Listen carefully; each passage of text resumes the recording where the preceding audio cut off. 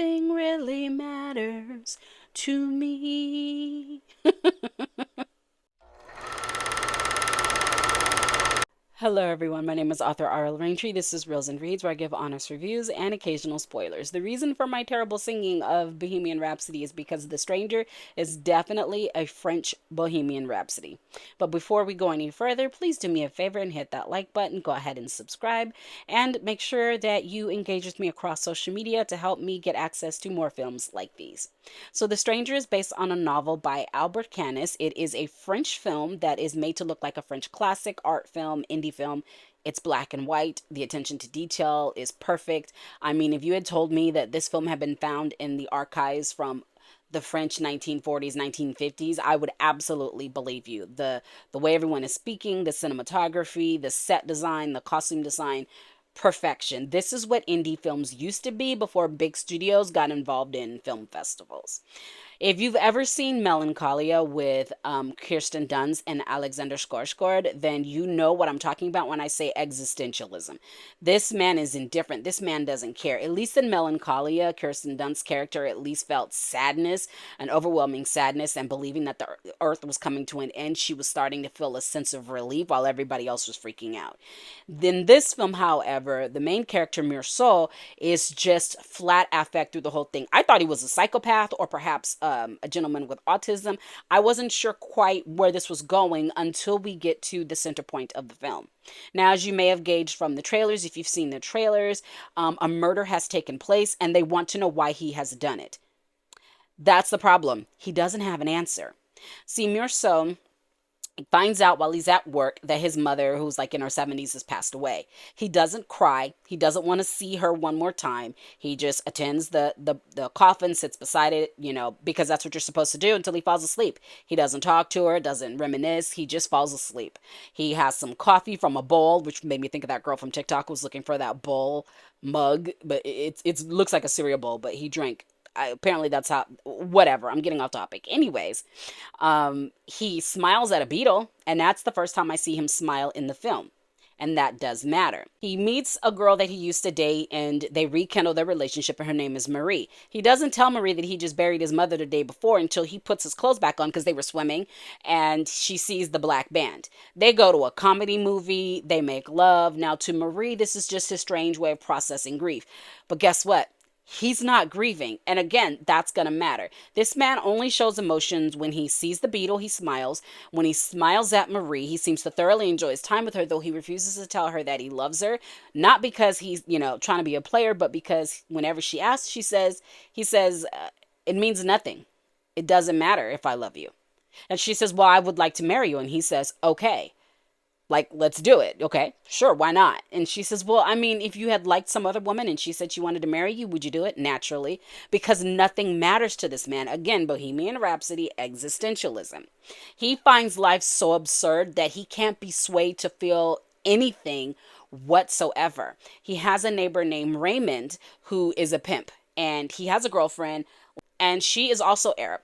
Now, it was a little murky whether or not she was actually his girlfriend and he just so happened to also be a pimp. But it is confirmed that he is a pimp and it is confirmed that she's a prostitute. I also find it interesting that in this film, they refer to the Arab people as indigenous people. Essentially what he said was he pays all her rents, he pays her bills, he takes care of her, gives her, francs to go, drink coffee with her friends. And she has the nerve to cheat on him. So he beats her. Like it's nothing. Like, of course I beat her. Like I can't tolerate that disrespect.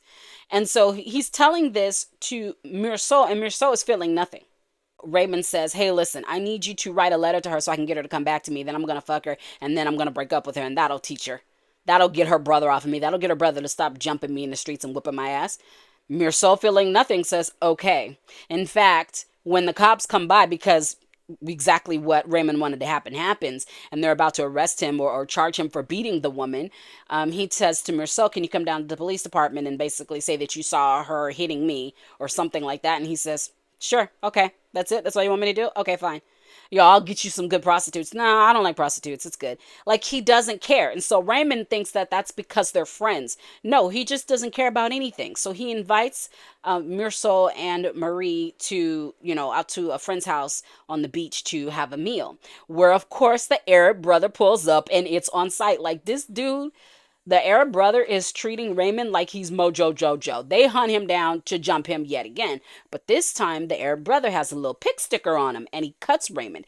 And for reasons that even Merceau cannot understand, that gets under his skin. It triggers something in him. He doesn't want to stop. He was enjoying the idea of having to fight. But when Raymond says, I'll let it go, I'm not going to shoot the guy, Merceau was like, I can't let it go, which was very interesting that he did that. And that really had me thinking he might be a psychopath.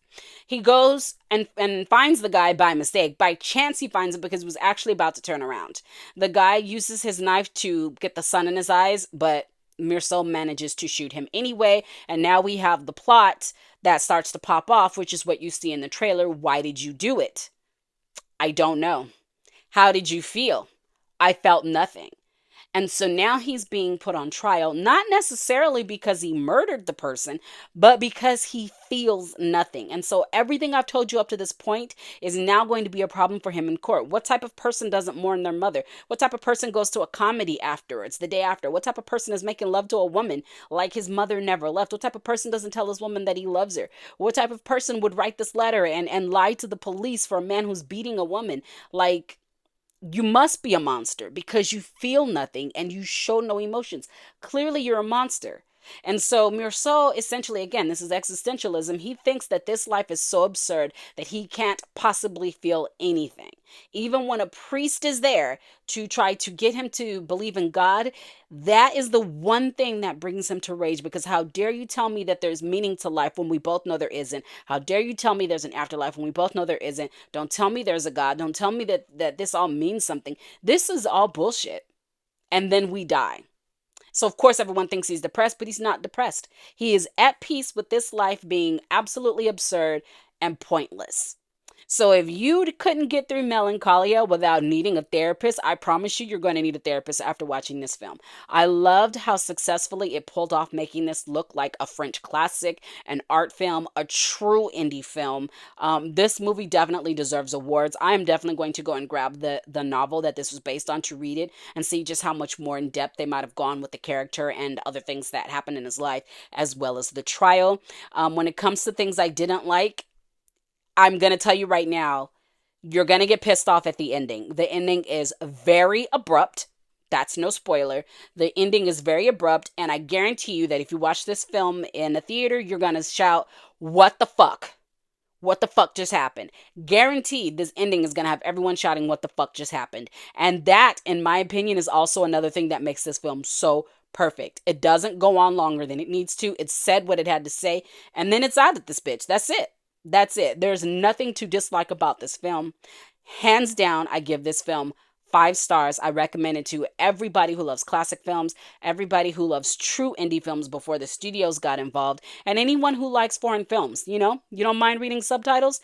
Yeah, you're definitely going to love this. I'm actually going to go watch this again as soon as I'm done with this review. That's how much I enjoyed this film. I really want American cinema to go back to making films like this. Name a foreign film that you really, really enjoyed and recommend it to me in the comments, and I promise I'll watch it. Thanks for watching.